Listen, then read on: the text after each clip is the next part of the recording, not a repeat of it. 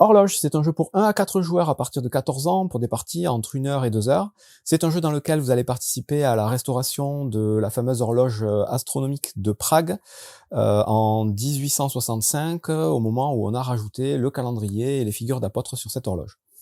Je vais vous expliquer essentiellement le mode multijoueur et je ferai l'impasse sur le mode solo que je n'ai pas lu et qui ne m'intéresse pas. Pour la mise en place, vous allez mettre le grand plateau principal au centre de la table, qui est un peu chargé, qui fait un peu peur à première vue, mais qui finalement est plutôt lisible, vous allez voir. Alors, sur ce plateau, il y a plusieurs choses à faire. La première chose, c'est d'installer l'horloge ici. L'horloge, elle est en plusieurs morceaux. Vous allez mettre le petit jeton au centre pour fixer tout ça. Vous avez un premier disque ici qui va tourner, et un second disque ici qui peut tourner aussi.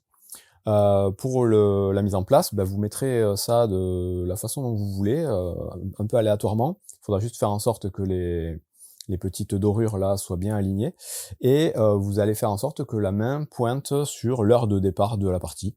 C'est ce qu'on vous dit dans les règles. Admettons, vous commencez la partie à 3 heures, vous pointez sur 3. Sur cette zone au centre un peu plus foncée, la zone bleu foncé, vous allez mettre le petit jeton de lune juste à gauche de la main.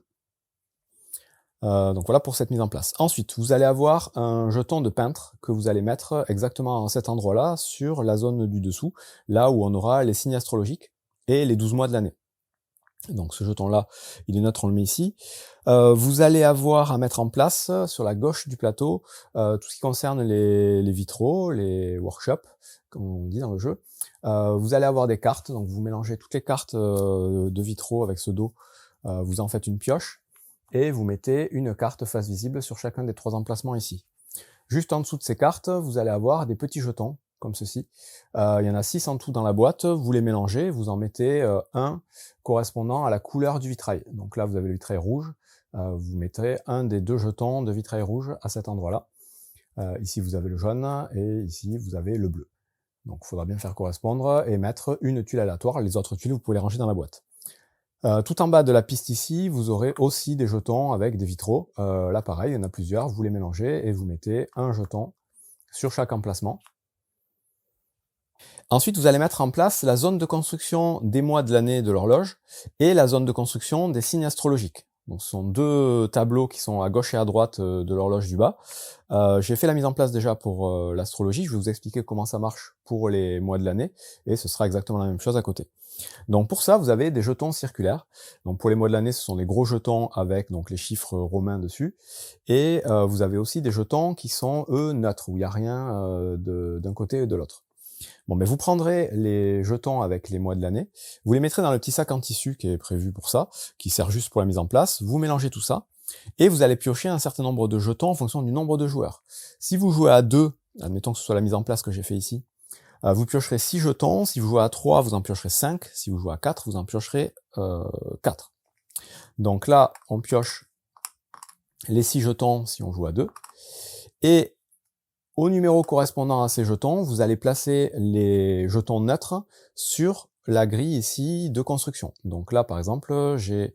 Alors il faudra bien faire attention au numéro, parce que les chiffres romains, entre le 9 et le 11, et le 6 et le 4, ça va être un peu compliqué. Il faudra regarder l'illustration, et dans le sens de l'illustration, vous avez le numéro. Donc là, c'est bien le 9.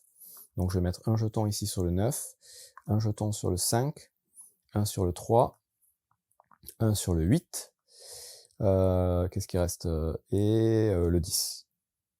Et je crois qu'il en manque un, c'est là, c'est soit le 6, soit le 4, et c'est bien le 6. Donc là, voilà, j'ai masqué tout ça. Une fois que vous avez fait ça, vous avez 6 jetons, vous en piochez un supplémentaire du sac, et ces jetons-là, vous allez les placer sur l'horloge, côté illustration, cette fois. Donc là, j'ai le 4, donc le 4, il vient ici, le 5, il vient ici, donc on les retourne en fait, et on les place aux bons endroits. C'est un peu embêtant au niveau de la mise en place, ça prend un peu de temps, mais bon, c'est pas non plus trop compliqué. Et une fois qu'on a fait ça, on va prendre les jetons qui restent dans le sachet, et on va les placer cette fois-ci dans la zone de construction, face numéro romain, encore une fois. Donc ici, le 2,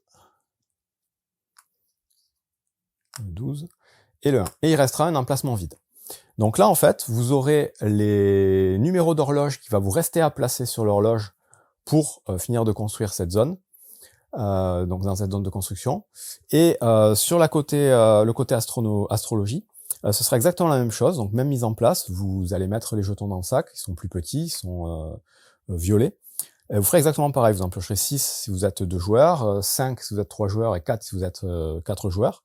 Vous bloquerez les emplacements ici, vous piocherez un jeton de plus, vous mettrez les jetons ici, comme j'ai fait, sur les emplacements du zodiaque indiqués, et vous prendrez les derniers jetons et vous les mettrez face visible ici. Et il restera encore une fois un emplacement vide. Et vous aurez la zone de construction de ces jetons-là.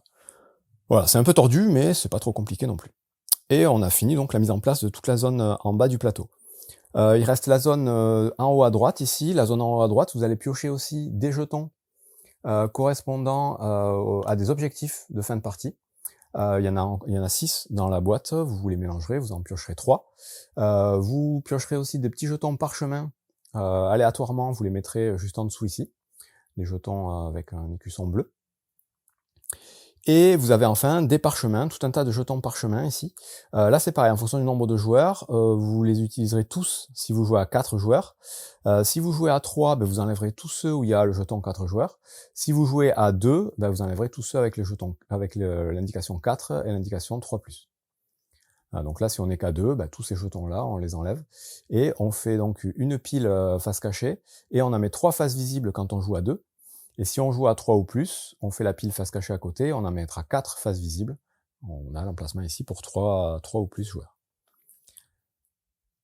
C'est à peu près tout pour le plateau principal, donc il y a quand même pas mal de choses.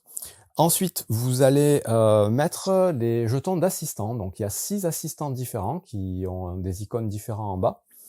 Ces jetons-là, il faudra en mettre un de moins que le nombre de joueurs de chaque type. Donc là, si on joue qu'à 2 joueurs, on mettra juste un assistant de chaque. Si on joue à 3 joueurs, on mettra 2 assistants de chaque, et si on joue à 4 joueurs, on en mettra 3 de chaque. On les met quelque part à côté du plateau. Vous allez ensuite faire des réserves avec les principales ressources du jeu. Vous avez 3 ressources de base qui sont le fer, le bois et la peinture. Donc ces ressources-là, il y a toute une réserve. Vous avez 2 ressources spéciales qui sont les pièces et l'or. Vous allez voir que pendant la partie, vous allez à tout moment pouvoir utiliser des pièces et de l'or comme n'importe quelle autre des 3 ressources. Et vous allez pouvoir utiliser 3 ressources de base identiques pour récupérer un or. Ça, c'est indiqué dans la zone du plateau à peu près ici. Ensuite, vous allez mettre le haut du clocher ici, où vous avez des engrenages à monter en tout début de première partie, après ça reste comme ça. Ces engrenages-là, il faudra faire en sorte que vous ayez le 1 et le 2 d'apôtres, donc ça c'est les différents apôtres. Le 1 et le 2 doivent être positionnés en bas de chaque roue. Et vous allez avoir une tuile ici, que vous allez aussi prendre aléatoirement. Vous en avez plusieurs dans la boîte, qui sont en plus recto verso. Pour la première partie, on vous conseille de jouer avec celle que j'ai mise en place, celle où il y a une étoile tout en haut. Sinon, vous piochez au hasard. Et vous allez mettre le petit cube jaune sur le premier emplacement le plus à gauche. Et ensuite, vous allez mettre le coq doré sur le numéro correspondant à l'emplacement du cube jaune. Donc moi là, à 2 joueurs, c'est une valeur de 3, donc je mets le coq sur une valeur de 3. Le coq, ça va être le nombre de tours, et le cube, c'est le nombre de manches. Donc il y aura toujours 4 manches qui vont avoir plus ou moins de tours. Donc là, c'est des nombres fixes. Ça peut être aléatoire, donc là c'est 4, 2, 4, 2 par exemple, ça va dépendre de la tuile que vous utilisez. On est à peu près bon pour la mise en place générale. Juste une dernière chose sur cette partie basse ici. Vous avez une tuile aussi à mettre en place côté avec la petite flèche ici, qui sera retournée éventuellement si l'horloge est construite entièrement à la fin de la partie, j'expliquerai tout à l'heure. Vous avez aussi, si vous voulez, la possibilité de changer la zone qui est tout autour avec des petites tuiles que vous allez pouvoir mettre aléatoirement autour du plateau. Mais pour une première partie, on vous conseille de jouer avec ce qui est déjà imprimé sur le plateau. Ensuite, on passe à la mise en place de chaque joueur. Donc là, comme d'habitude, j'ai mis juste la mise en place pour un joueur, mais chaque joueur fera pareil, avec une couleur différente. Donc là, c'est le joueur vert. On va avoir son petit plateau personnel ici, avec 2 petites tuiles spéciales. On va avoir un certain nombre d'ouvriers.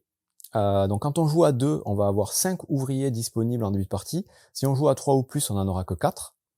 Ensuite, on va placer des ouvriers à différents endroits du plateau. Donc sur son plateau personnel, on a déjà 3 ouvriers sur les petites zones ici. mettre, donc ça c'est la zone où on va placer les apôtres. On a aussi 3 ouvriers dans la zone basse ici, et on va mettre chacun 3 ouvriers sur le plateau principal en haut à gauche, dans la zone des vitraux ici. Chaque joueur mettra un de ses personnages au-dessus de chacune des cartes. Donc ça, voilà, ce sont tous les ouvriers qu'on va avoir disponibles et éventuellement qu'on va pouvoir débloquer pendant la partie. Ensuite, on a des petits marqueurs, des petits cubes qui vont servir à marquer la progression de notre production de ressources, et un petit marqueur ici qui va nous permettre d'augmenter notre construction. Mais là, il manque une petite carte que je vais expliquer juste après. On a un petit jeton à mettre sur l'emplacement 0 de la piste de coq doré ici. On peut se distribuer éventuellement une petite carte d'aide de jeu qui va indiquer les 6 actions gratuites qu'on pourra faire à chaque tour, que je vais expliquer après. Et on a 5 petits jetons d'engrenages cassés. Ces jetons-là, par défaut, ils sont face cachée. Les engrenages sont pas encore cassés, mais on va pouvoir s'en servir pendant la partie, en casser certains et en réparer pour pouvoir avoir plus de liberté sur la rotation de la roue. Ensuite, on a chacun nos 12 apôtres, ce sont les mêmes pour tous les joueurs, hein, c'est juste le dos qui change, ça c'est les apôtres du joueur vert, donc c'est bien les miens, qu'on met quelque part. On a un jeton d'artisan, un gros jeton, qui lui va être utile pour une action bien spécifique, qu'on laisse à côté de son plateau pour l'instant. Et pour finir la mise en place, on va piocher 2 cartes, 2 paires de cartes, une carte d'action de construction et une carte de ressources de départ. Ces cartes-là, on va en piocher donc une paire par nombre de joueurs. Donc si on joue à 2, on en piochera 2 paires, si on joue à 3, on en piochera 3, si on joue à 4, on en piochera 4. On détermine évidemment un premier joueur, et en commençant par le dernier joueur, chaque joueur va récupérer une paire de cartes. Donc vous pouvez mixer ces cartes de la manière dont vous voulez, et là encore pour les premières parties, on vous conseille d'associer les numéros. Il y a des petits numéros en bas, là, donc ça c'est la 1 avec la 1, la 2 avec la 2, pour voilà, c'est peut-être un peu plus équilibré. Donc chaque joueur va récupérer une paire de cartes comme celle-ci. La carte avec le marteau dessus, donc de construction, elle va venir se glisser juste en dessous ici, si j'y arrive. Et ce sera donc en bas de cette piste qu'on mettra notre petit cube, c'est notre zone d'évolution de construction. Et cette carte-là, elle va nous donner nos ressources de départ. Donc là, par exemple, si j'ai cette carte, j'aurai 2 engrenages cassés au départ, donc ça c'est pas cool. Je vais avoir 2 niveaux de progression. Donc les niveaux de progression, c'est faire avancer nos petits cubes sur une des 4 pistes. Les pistes de production ici ou la piste de construction ici. Donc j'aurai le choix de faire avancer 2 cubes. Admettons, je peux faire avancer celui-ci et celui-ci. Hop, pour la mise en place. J'ai un or, un bois et une peinture. Donc hop, un bois, une peinture, un or, que je vais mettre à côté de mon plateau. Et je peux avancer sur chacune des 3 pistes de livre. Donc ici, on a 3 pistes, hein, la bleue, la rose et la jaune-verte. En bas de ces pistes, chaque joueur va mettre un petit disque à sa couleur. Et sur certaines cartes, on pourra avancer. Donc là, je peux avancer d'une case sur le violet, d'une case sur le jaune et d'une case sur le bleu. J'explique après évidemment à quoi ça sert d'avancer là-dessus. Une fois qu'on a fait la mise en place qui est marquée sur notre carte, on peut ranger la carte dans la boîte, elle n'a plus d'utilité, et donc chaque joueur va faire la même chose en début de partie. Et une fois que tout le monde a fait ça, on est prêt à commencer la partie, et donc une partie de horloge va durer un certain nombre de tours, jusqu'à arriver à une des conditions de fin. Il y a 2 conditions. Soit on a fini donc les 4 manches et le coq est arrivé à 0 à la fin de la 4e manche.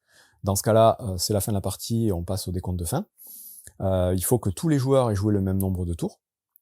Soit on a réussi à construire intégralement toutes les parties de l'horloge astronomique ici, donc mettre tous les disques qui sont en cours de construction sur le plateau. Et dans ce cas-là, pareil, il reste à finir le tour, que tous les joueurs aient joué le même nombre de tours.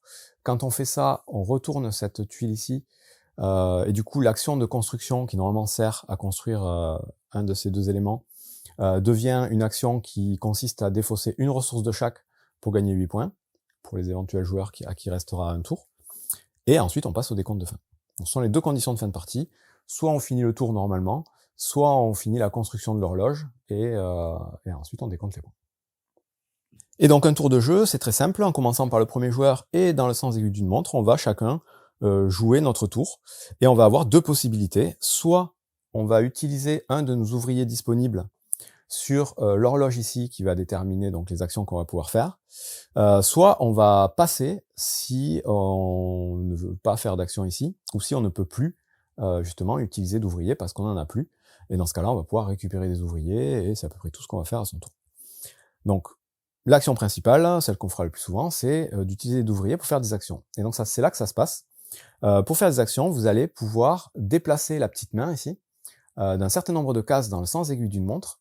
Donc chaque case va correspondre à 2 zones d'action. Une zone d'action principale, donc sur le côté foncé ici, et une zone d'action secondaire ici. Ces actions-là, vous allez pouvoir les activer toutes les deux dans l'ordre de votre choix.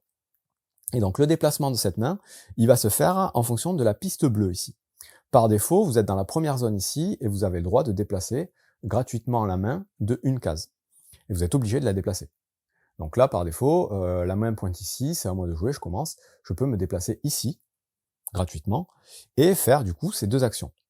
Mais cette main-là, cette horloge, je vais pouvoir la déplacer de un peu plus de cases en dépensant les engrenages. Donc c'est indiqué ici. À chaque fois que vous voulez donc choisir l'action que vous allez faire, vous allez pouvoir dépenser un engrenage pour déplacer de une case de plus votre aiguille. Vous allez aussi pouvoir dépenser un engrenage pour déplacer le cercle bleu dans le sens inverse des aiguilles d'une montre d'une case. Et ça, vous pouvez le faire autant de fois que vous avez d'engrenages à payer. Quand vous le faites, vous allez retourner un engrenage sur sa face cassée par déplacement supplémentaire que vous voulez faire. Et vous pouvez combiner ça. Déplacer un peu plus l'aiguille et déplacer un peu plus le disque bleu. Le disque bleu, ça permet de changer la combinaison d'actions que vous allez pouvoir faire. Donc voilà à quoi servent les engrenages, en sachant que vous êtes limité à 5. Quand les 5 sont cassés, vous ne pourrez plus utiliser ces petites actions. Et une fois donc que vous avez arrêté votre aiguille sur une zone, vous allez pouvoir activer les actions, et c'est ce que je vais vous expliquer maintenant. La première chose à faire avant d'appliquer les actions, c'est évidemment de placer un personnage à sa couleur sur la zone extérieure du cadre ici. Si jamais la zone sur laquelle on s'arrête a déjà un personnage, tout simplement on le remplace. Si c'est un personnage à notre couleur, on le récupère, plutôt on le laisse et on n'en met pas un autre. Si c'est un personnage adverse, on le remplace, on le rend à son propriétaire, qui devient à nouveau disponible, et on prend sa place. Et donc les actions, sur la roue bleue, ça va être principalement des actions qui vont vous permettre de produire des ressources ou de progresser sur les pistes de livre ici. Donc vous avez le symbole d'engrenage avec une ressource, donc là engrenage fer, engrenage bois et engrenage peinture. Ça va vous permettre de produire le nombre de ressources correspondant à l'emplacement de votre petit cube ici. Donc ici, vous voyez que si je produis par exemple de la peinture, je vais produire 2 peintures, donc je vais prendre 2 jetons peinture et les mettre dans ma réserve. Si je produis du fer, j'en produirai qu'un. Si je monte plus haut, je produis 2 ressources plus une au choix. L'espèce de petit cube comme ça avec un point d'interrogation, c'est une ressource de base, donc peinture, bois ou fer, mais une ressource de base aléatoire, celle que vous voulez. Et au dernier niveau, ce sera 2 ressources plus un or. Ici, quand on va progresser sur ces pistes, je vais montrer après l'icône, mais on l'a vu tout à l'heure sur la carte, dès qu'on aura les 3 cubes au niveau 2, on va débloquer un nouveau personnage disponible. Dès qu'on aura les 3 cubes au niveau 3, on aura un deuxième personnage, et tout en haut, on aura le dernier personnage. Donc voilà pour l'action de production. À chaque fois, on produit la ressource indiquée. Super simple. Les actions de progression sur les pistes de livres, c'est simple aussi. À chaque fois, vous aurez un livre d'une couleur, et vous pourrez avancer sur cette couleur. Donc là, par exemple, si je suis ici, je peux avancer mon disque de une case sur la piste violette, ou rose. Et ensuite, vous aurez toujours la possibilité de dépenser une pièce, donc encore faut-il l'avoir gagné, pour progresser sur une autre piste de votre choix, ou la même. Vous allez pouvoir faire une progression de plus sur la même piste, ou progresser sur une seconde piste. Donc à chaque fois, vous avez 2 possibilités de monter sur ces pistes. Ces pistes, je vais les expliquer tout de suite. La première ici, c'est celle qui va vous permettre d'avoir plus de latitude sur le choix des actions en déplaçant donc l'aiguille. Au niveau 1, vous pouvez vous déplacer que d'une case. Au niveau 2, vous vous déplacerez de 2 cases, puis 3 cases, et enfin 4 cases. Donc c'est jusqu'à le nombre indiqué. Vous pourrez vous arrêter avant. Quand vous êtes à 4, vous pouvez vous déplacer de 1, 2, 3 ou 4. Et toujours en payant des engrenages, vous pouvez aller encore plus loin. Ensuite, à chaque fois que vous atteindrez une case avec une petite enveloppe ici, vous pourrez prendre un des parchemins qui est visible en bas, et vous le remplacerez tout de suite. Ces parchemins-là, vous les gardez à côté de vous, et à tout moment, vous pourrez les dépenser pour ce qui est indiqué dessus.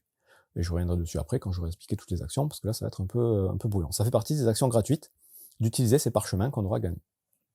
Quand on arrive à ce niveau-là, on va avoir la possibilité soit de gagner un assistant ici, parmi les 6 qui sont disponibles.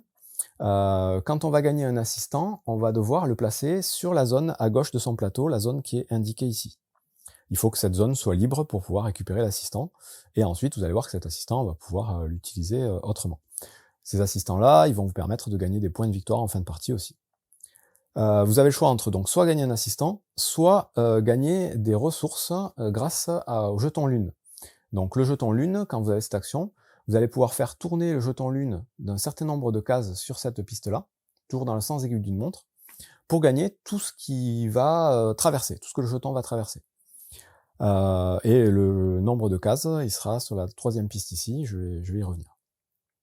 Voilà. Quand vous arriverez sur la dernière case ici, ça va vous déclencher un scoring automatique à l'instant T. Donc là, ça va dépendre de la tuile. Ça va être un scoring par élément de l'horloge du bas que vous aurez construit. Donc à chaque fois que vous construisez quelque chose, vous verrez, vous mettrez un ouvrier à votre couleur dessus. Vous compterez le nombre d'ouvriers que vous avez sur ces éléments-là, et vous marquerez 3 points par ouvrier. Juste à côté, ça va être par apôtre que vous aurez récupéré, et à côté, ça va être par parchemin que vous aurez récupéré. Donc ça, c'est des scorings directs quand vous arrivez sur cette case, et vous ne pourrez pas aller plus loin. À chaque fois que vous devrez progresser encore sur cette piste, et que vous êtes tout en haut, vous gagnerez tout simplement un point de victoire. Et rapidement, j'explique les symboles de points de victoire. Quand ils sont de couleur orange-rouge, c'est des points de victoire que vous gagnez tout de suite pendant la partie. Quand ils sont sur fond gris, c'est des points de victoire de fin de partie. Et en fin de partie, justement, les grandes tuiles qu'on a mis en haut, c'est aussi un scoring, et ça va dépendre de la position de chaque joueur sur cette piste. Le joueur qui sera le plus haut sur la piste, ou les joueurs, en cas d'égalité si les joueurs sont tout en haut ou sur la même case, vont marquer des points en fonction de la condition qui est marquée en haut, et marqueront les points qui est à gauche. Donc là, par exemple, ce serait 2 points de victoire par petit cube qui vous avez fait évoluer sur vos pistes d'évolution de votre plateau. Et donc avec un maximum de 15 points. Les joueurs qui seront en 2e, 3e ou 4e position, eux marqueront qu'un seul point par évolution. Encore faut-il qu'ils aient dépassé le petit mur qu'il y a ici. Donc vous avez une petite icône qui vous le rappelle ici. Il vous faut dépasser ce mur pour activer le scoring ici. Et ensuite, c'est les joueurs les plus hauts qui marquent le scoring de gauche et les autres le scoring de droite. Ici, ça va être des points pour le nombre de cartes que vous aurez réussi à construire en fin de partie, des cartes que vous récupérerez sur la partie gauche du plateau, je vais expliquer après. Et ici, ça va être par rapport au nombre d'apôtres, les personnages que vous avez là, que vous aurez réussi à placer sur votre plateau. Donc voilà, ce principe-là de scoring automatique et de bonus de points de victoire, ce sera le même sur chaque piste. Et donc si je reviens sur les pistes, la première, je vous ai dit, c'est pour avancer l'horloge.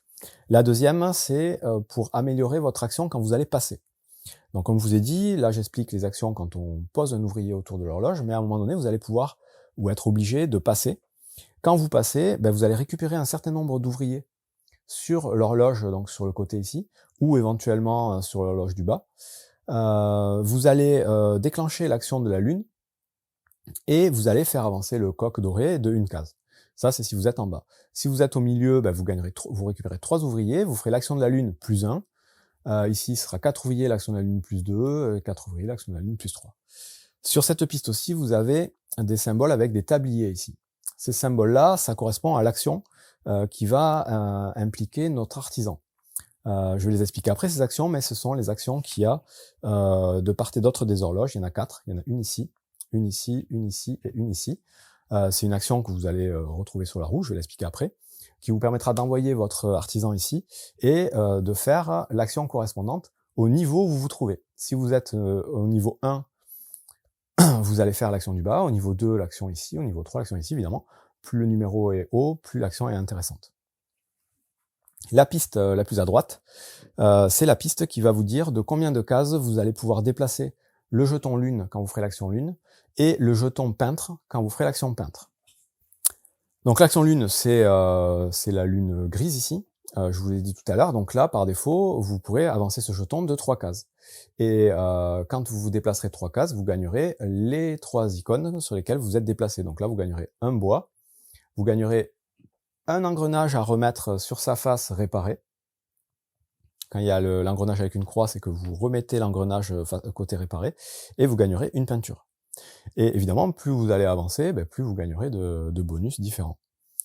Pour l'action du peintre, donc c'est l'action avec le petit symbole de peinture ici, c'est pareil, c'est une action que vous allez pouvoir faire à certains moments. Vous allez pouvoir avancer l'icône du peintre ici, d'un certain nombre de cases, et donc par défaut, ce sera 3 cases, jusqu'à 3 cases. Vous déciderez de combien de cases vous voulez le déplacer, jusqu'à 3. Plus vous montez, plus vous allez avoir de latitude pour déplacer ce personnage. J'explique après à quoi il sert. Voilà en gros pour comment fonctionnent ces pistes-là de livres. Donc c'est un principe de course et de majorité pour débloquer des bonus et améliorer certaines actions et avoir des bonus de fin de partie. Donc on a vu tout ce qu'il y avait à savoir sur la roue bleue ici. Ce sont des actions pour produire des ressources ou pour progresser sur les pistes de livres. Et ensuite on a donc les actions qui sont à l'extérieur, qui sont les actions principales du jeu. Je vais vous l'expliquer tout de suite. Donc on va commencer par la plus simple, c'est l'action de lune et de peintre, on en a déjà un peu parlé. L'action de lune, vous déplacez votre jeton, je l'ai expliqué il y a 2 minutes, et vous gagnez les ressources qu'il y a dessus. L'action de peintre, vous déplacez le peintre, encore une fois, de la valeur de la case où vous êtes, et à l'endroit où il va s'arrêter, vous allez choisir de déclencher le bonus qu'il y a à gauche ou à droite de la figurine. Donc là, vous pouvez faire action lune, ou gagner un or et une pièce. Ici, vous allez pouvoir avancer sur n'importe quelle piste de livre, et payer une pièce pour avancer sur n'importe quelle autre piste. Ou bien gagner un apôtre. Je vais expliquer après comment on gagne les apôtres. Donc vous allez vous déplacer comme ça et gagner éventuellement des petits bonus. L'action juste avant, celle-ci, elle va vous permettre de gagner une pièce. Donc, vous mettez une pièce dans votre réserve et de gagner un apôtre. Donc pour gagner un apôtre, ça va se passer sur le haut du clocher ici. Par défaut, vous avez de disponibles les 2 apôtres qui sont en bas de chaque roue. Donc là, au début de la partie, c'est l'apôtre 1 et l'apôtre 2. S'ils sont toujours disponibles dans votre réserve, vous allez pouvoir gagner un des 2, si vous faites l'action apôtre. Admettons, là, je pourrais gagner mon apôtre numéro 1. Quand je le gagne, je le place sur un des 2 emplacements disponibles ici. Soit en haut, qui est dédié essentiellement aux apôtres, soit en bas, qui peut être dédié aux apôtres, mais sur lequel on peut mettre aussi des assistants. Mais ça bloque l'emplacement. Si jamais l'apôtre 1 et 2 ne m'intéressent pas, ou je les ai déjà utilisés, je les ai déjà récupérés, pardon, je vais aussi pouvoir, sur ces roues, utiliser des engrenages disponibles pour les casser, pour faire bouger les roues de une case. Donc là, le principe, vous avez le sens de rotation ici, vous faites tourner la roue pour faire apparaître 2 nouveaux apôtres, et vous pouvez choisir cela. Donc par engrenage, vous pouvez faire tourner la roue d'autant de cases que vous voulez. Et vous récupérez les apôtres, et une fois que vous avez récupéré votre apôtre, vous retournez une dernière fois la roue d'un cran. Et à chaque fois que la roue va avoir un marqueur rouge ici qui va passer sur la flèche, comme indiqué ici, vous ferez avancer le coq de une case. Donc c'est une des façons de faire avancer le coq, c'est de récupérer des apôtres ici en faisant tourner les roues. À chaque fois que le symbole rouge touche la flèche, le coq avance. La deuxième façon de faire avancer le coq, je vous l'ai dit tout à l'heure, c'est quand vous passez. Vous ferez avancer le coq automatiquement. Ça fait partie des choses à faire au moment où on passe. Maintenant, on va voir à quoi ça sert de récupérer ces apôtres. Donc, admettons, j'ai récupéré le 1, comme j'ai dit tout à l'heure, je l'ai mis ici. Parmi mes actions gratuites, je vais pouvoir utiliser cet apôtre sur mon petit plateau personnel en faisant correspondre les couleurs. Donc, vous avez vu que ces apôtres, ils ont 3 couleurs possibles, le violet, le vert et le rouge. Eh bien, vous avez sur votre tableau ici des emplacements pour chacun de ces apôtres, les violets, les rouges, les verts. Quand vous voudrez placer un apôtre donc sur ce plateau-là, déjà vous libérez les emplacements ici, et vous gagnez la ressource correspondante. Donc là, par exemple, mon violet, je peux le placer sur la ligne du bas ici à l'emplacement violet, pour gagner une amélioration sur une des pistes. Donc ce symbole-là, petite flèche verte et un petit losange gris, c'est pour faire augmenter un de ces cubes sur une des pistes, soit de construction, soit de production de ressources. Quand je le place dessus, il faut que je paye le coût. Le coût est indiqué à gauche de chaque ligne.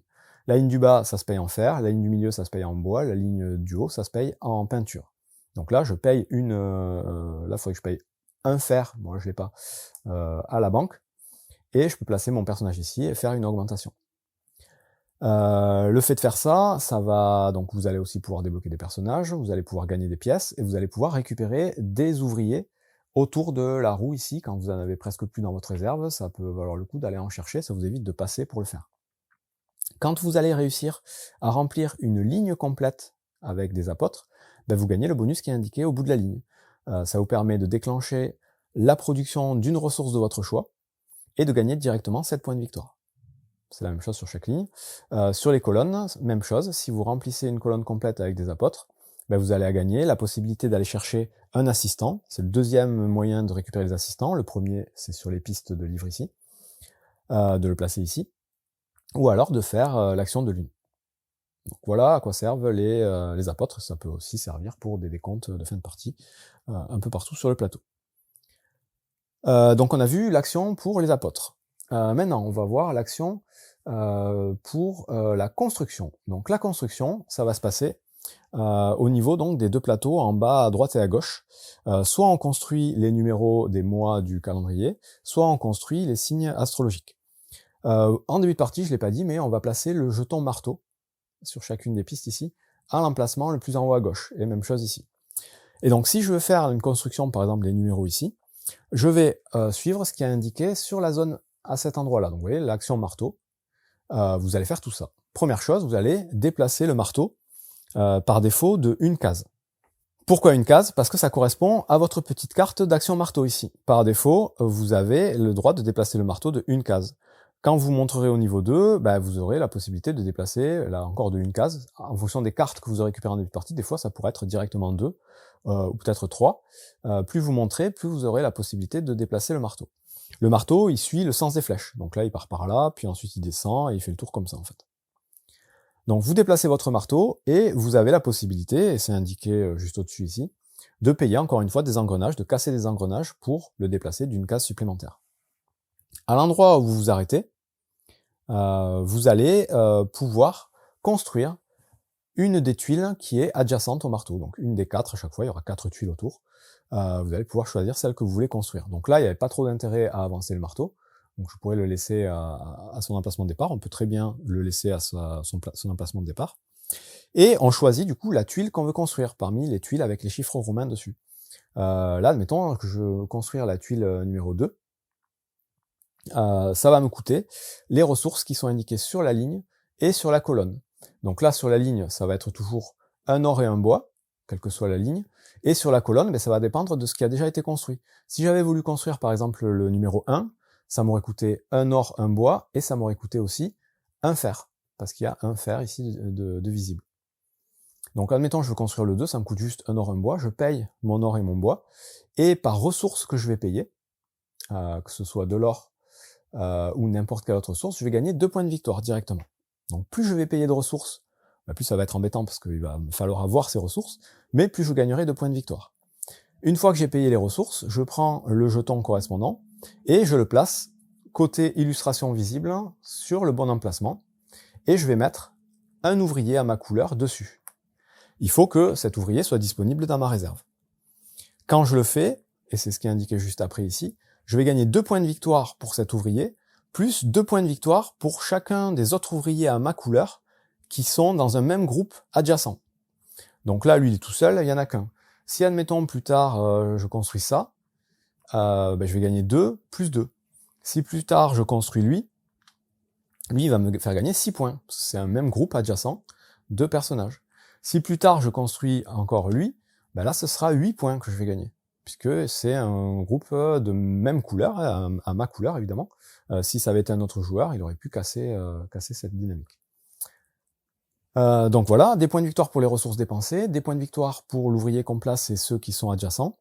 Ensuite, on va regarder le bonus qu'il y a sur la même ligne que l'endroit où j'ai placé mon ouvrier. Donc vous voyez, à chaque fois, ça correspond à un des bonus qui est autour. Et on va gagner ce bonus. Donc là, j'aurai la possibilité de monter sur une piste livre et payer une pièce pour monter sur une deuxième piste. Et enfin, on va gagner le bonus qui peut être indiqué sur notre carte de construction ici. Donc au niveau 1, il n'y en a pas. Au niveau 2, on vous dit que vous pouvez casser un engrenage pour faire l'action du peintre. Et au niveau 3, vous pouvez faire l'action du peintre, mais sans casser l'engrenage. Encore une fois, c'est pour cette carte, les cartes elles sont différentes. Donc voilà comment se passe la construction, donc le marteau. Là, je vous ai expliqué pour la construction des grosses pièces ici. Ça marche exactement de la même façon pour la construction des signes du zodiaque ici. Vraiment pareil, vous suivez les indications et vous placez les petits jetons violets au lieu des gros jetons verts. Autre action possible, l'action des vitraux. Donc ce symbole-là, ça va être sur la partie en haut à gauche du plateau. Là, c'est tout simple, vous allez devoir choisir une des 3 cartes disponibles, en payer le coût pour la récupérer à côté de votre plateau. Le coût, il est indiqué en bas, ce sera le nombre de ressources de la carte indiqué, donc le plus à gauche sera 3 ressources, 2 ressources ou une ressource, ici ce sera de la peinture, ici ce sera du bois et du bois, et à chaque fois il faudra une ressource de peinture supplémentaire. Donc si par exemple je veux prendre cette carte, ça va me coûter un bois et une peinture, que je paye à la banque. Je récupère la carte, comme j'ai un personnage au-dessus de cette carte, je le récupère aussi. En gros, la première fois qu'on prend une carte d'un emplacement, on récupère le personnage associé. Donc ça va avoir un intérêt de prendre une carte de chaque à un moment ou à un autre. Et cette carte, au moment où je la récupère, je vais gagner les ressources qui sont indiquées en haut, et je vais placer cette carte quelque part à côté de mon plateau. Si c'est la première carte, il va pas se passer grand chose. Plus tard, si je récupère une autre carte, je vais venir la placer à gauche ou à droite de celle qui est déjà placée. Et si j'arrive à créer un symbole au centre, je vais tout de suite faire l'action correspondante. Donc ces symboles, ça peut être soit l'action de construction, soit l'action d'apôtre. Ça ne pourra pas être autre chose. Et vous voyez qu'à certains endroits, c'est bloqué. À certains endroits, on va avoir, si j'arrive à attraper la carte, on va avoir des symboles des 2 côtés possibles. Donc voilà comment ça fonctionne. On fait ça, et donc on fait éventuellement l'action. Et donc avoir ces cartes, déjà ça peut être un des objectifs. Vous voyez qu'ici, plus on a de cartes, plus on marquera de points en fin de partie, si on arrive à déclencher ce scoring. Ça permet aussi d'aller placer les assistants. Les assistants qu'on a récupérés, je vous ai dit tout à l'heure qu'on met par défaut à côté de son petit plateau ici, en attente. Pour l'instant, ils servent à rien. Là, ils sont en attente, ils nous feront pas marquer les points qu'il y a marqués dessus. Pour les activer, entre guillemets, il faut pouvoir les placer sur ces cartes-là. Donc là, c'est pareil, c'est une action gratuite, l'action d'assistant. Vous prenez un assistant que vous avez à côté de votre plateau, et vous venez le placer sur un des emplacements de vos cartes vitraux, en payant la ressource qui est indiquée en bas. Donc si je veux le mettre ici, ça me coûte un bois, si je veux le mettre ici, ça coûte une peinture. Quand vous le mettez, vous gagnez le bonus que vous allez recouvrir. Ici, c'est le bonus qui me permet de faire avancer mon coq. Donc si je me mets là, je vais pouvoir faire avancer mon petit coq ici, de une case. Et ça, je vous explique après à quoi ça sert. C'est utile pour notamment les engrenages. Et à partir du moment où j'ai placé mon assistant ici, là il est actif, et donc les points de victoire qui sont indiqués en bas seront activés pour la fin de la partie. Je vous expliquerai après à quoi ils servent. Donc je le remets ici pour l'instant. Voilà donc pour les cartes vitraux. Toujours dans cette zone du plateau, vous avez 3 petits objectifs qui sont à atteindre dès que vous pouvez. Ça c'est pareil, ça fait partie des actions gratuites à votre tour. Si jamais vous avez réussi à atteindre un de ces objectifs, ou plusieurs, vous allez pouvoir placer un de vos ouvriers sur la piste qui est en dessous pour marquer des points en fin de partie. Donc là, par exemple, ces objectifs, c'est le premier joueur qui va réussir à avoir 3 apôtres sur son plateau va pouvoir réclamer cet objectif. Dans ce cas-là, il va placer, comme c'est le premier, son jeton, son personnage sur l'emplacement le plus en haut. Ça va lui permettre de gagner 8 points de victoire en fin de partie. Et tout de suite, il va gagner le bonus qui est en bas de la piste. Et il va le retourner. Donc là, il gagnerait 2 pièces et il retourne ça. Donc le premier à le faire, c'est ce qui va gagner. Si plus tard un autre joueur fait cet objectif, si vous jouez à 3 ou 4, il se mettra sur le deuxième emplacement, il gagnera 6 points. Si vous jouez que à 2, il se mettra sur l'emplacement tout en bas, il gagnera 4 points. Mais il gagnera pas le petit bonus du bas parce que c'est one shot. Et donc là, vous avez donc avoir 3 apôtres, avoir 2 assistants, avoir participé à la construction donc de 2 grosses tuiles en bas et une petite tuile du zodiaque. Donc là, vous regarderez, il faudra avoir vos personnages sur les bons endroits. Ces personnages-là que vous allez utiliser, ces ouvriers, quand vous les mettez sur cette piste, ou quand vous les mettrez sur la piste de l'horloge, ils sont bloqués jusqu'à la fin de la partie. Éventuellement, ceux de l'horloge, vous pouvez les récupérer, au même titre que ceux qui sont autour de la zone d'action ici, mais ça vous fera perdre éventuellement des points de chaînage. Voilà, donc ces cartes-là, quand vous les récupérez, admettons, j'ai récupéré celle-là. Une fois que vous les avez récupérées, vous faites glisser les cartes et vous mettrez une nouvelle carte à l'emplacement le plus à gauche, celui qui coûte le plus cher. Voilà pour la zone donc des vitraux ici, l'action qui correspond à cet endroit-là. Il reste une dernière action à expliquer autour de la roue, c'est l'action avec le petit tablier. Et l'action avec le petit tablier, c'est l'action de notre gros artisan ici, qu'on va pouvoir envoyer donc au début de la partie sur un des 4 emplacements autour des horloges pour faire les actions correspondantes. Et en fait, on va retrouver les principales actions du jeu, donc c'est notre moyen de les faire, avec des bonus plus ou moins importants. Là, on va regarder donc le niveau de notre tablier sur la piste rose ici. Donc par défaut, on est niveau 1, on peut éventuellement être niveau 2 si on atteint ou dépasse cette case, et niveau 3 ici. Et donc sur cet emplacement ici, par exemple, ça va nous permettre de faire l'action de construction. Au niveau 1, ça nous coûtera 2 engrenages de faire cette action. Au niveau 2, ça nous coûtera un engrenage et une ressource au choix. Et on gagnera une ressource au choix, et on fera l'action. Et au niveau 3, on regagne un engrenage, on répare un engrenage, on gagne un or, et on peut faire l'action de construction. En bas, c'est pour faire soit l'action de lune, soit l'action de peintre, plus ou moins améliorée, en gagnant éventuellement des pièces, et en payant ou en gagnant des engrenages. Ici, c'est pour gagner de l'or et des pièces, et ici, c'est pour faire l'action des vitraux, pareil, en payant des engrenages ou en gagnant éventuellement des ressources. Ces actions-là, à partir du moment où vous avez placé votre ouvrier sur le plateau, la prochaine fois que vous ferez cette action donc de tablier, vous serez obligé de déplacer votre bonhomme sur un autre emplacement. Vous ne pourrez pas rester au même endroit. Par contre, un autre joueur peut venir vous chasser de la place où vous êtes. Dans ce cas-là, vous récupérez votre ouvrier et vous pourrez le remettre où vous voulez à votre prochaine action. Je crois qu'on a fait le tour de toutes les actions qu'il y avait à faire dans le jeu. Et le but, ça va être d'essayer de combiner tout ça du mieux possible. Vous allez voir qu'il y a pas mal de petits combos, pas trop longs, pas trop méchants, mais qui sont plutôt gratifiants. N'oubliez pas donc, à chaque fois que vous voulez avancer donc la roue des apôtres, vous allez pouvoir payer un engrenage pour l'avancer avant de choisir vos apôtres. Et après l'avoir avancé, il faudra toujours l'avancer d'un cran après avoir choisi votre apôtre.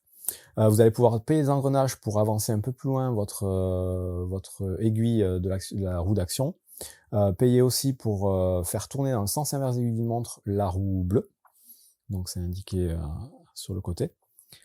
Vous pouvez à tout moment dépenser un or ou une pièce pour gagner n'importe quelle ressource de base. Et vous pouvez payer 3 ressources identiques pour gagner un or. Donc ça, voilà, faire n'importe quand. Et rapidement, donc les actions gratuites, justement, payer 3 ressources pour gagner un or, réclamer un des 3 objectifs de la zone des vitraux ici, dépenser une pièce pour gagner n'importe quelle ressource, même chose avec l'or, retourner donc un petit parchemin que vous aurez gagné pour faire ce qui a marqué dessus. Donc c'est exactement les actions que j'ai expliquées, hein, c'est pas très compliqué. Placer un apôtre sur votre zone de plateau ici, et placer un assistant sur vos cartes vitraux ici.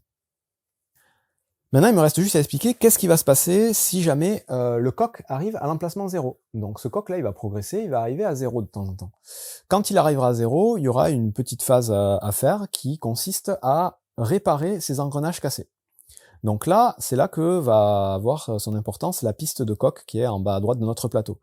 Vous allez regarder à quel niveau vous en êtes, et ça va vous dire de combien de tuiles vous allez pouvoir réparer. Donc là, je suis niveau 1, je vais pouvoir réparer une tuile. Et une fois que vous avez réparé les tuiles correspondant à l'emplacement de votre coq, tous les engrenages cassés qui vont rester visibles, ça vous fera perdre un point. C'est pour ça qu'en début de partie, on commence à 10 points de victoire, parce qu'on peut perdre des points. Si jamais par contre, admettons, j'étais niveau 3 ici, j'ai qu'un engrenage à réparer, donc je répare un engrenage, mais il me reste 2 niveaux de coq. Ces 2 niveaux, ça me fait gagner des points. Je gagnerai 2 points de victoire supplémentaires. Quand vous êtes tout en haut de cette piste, à chaque fois que vous devez progresser encore, vous gagnerez 1 point et un or. Et donc voilà, on va arranger un petit peu les engrenages cassés à la fin du tour.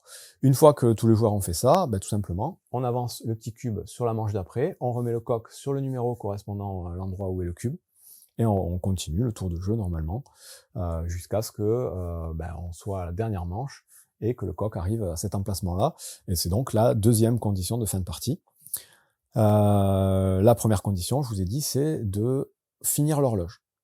Donc dans un cas comme dans l'autre, on va passer au décompte de fin. Il faut juste que tous les joueurs aient joué le même nombre de tours. Si on finit par l'horloge, le premier joueur qui finit l'horloge va retourner la tuile ici, et les joueurs à qui il restera un tour pourront dépenser un lot de 4 ressources, donc un or, un bois, une peinture et un fer, pour gagner 8 points de victoire. Ils pourront le faire autant de fois qu'ils veulent, en une même action, et ils n'auront pas à placer de personnage. Ça, c'est quand ils feront l'action de construction, puisqu'il n'y aura plus rien à construire ici. L'action de construction, ça devient ça. Si on finit la partie par le coq, ben dans ce cas-là, on passe juste au décompte de fin.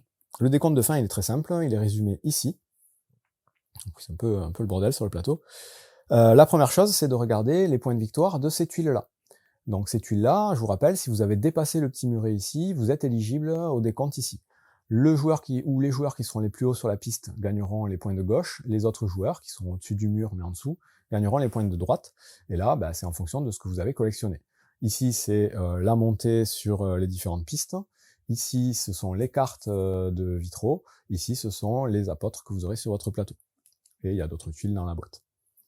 Ça, c'est la première chose. Deuxième chose, vous allez convertir toutes vos ressources en or. Je vous rappelle, 3 ressources identiques égale un or. Et vous pouvez aussi utiliser les pièces, puisque une pièce égale une ressource. Et chaque or que vous aurez vous fera gagner 1 point. Ensuite, vous allez reperdre des points par engrenage que vous aurez toujours cassé sur votre plateau. 1 point par engrenage de perdu. Ensuite, vous gagnerez les points de victoire des assistants que vous aurez placés sur vos cartes. Donc là, ben, il y a différents types d'assistants. Le premier lui fait gagner 1 point par montée de niveau sur les pistes de production et de construction. Le deuxième, il va vous faire marquer 4 points pour chaque disque que vous aurez amené sur les pistes de livres au niveau 4. Le second, il vous fait marquer 5 points pour chaque trio d'apôtres sur une même colonne.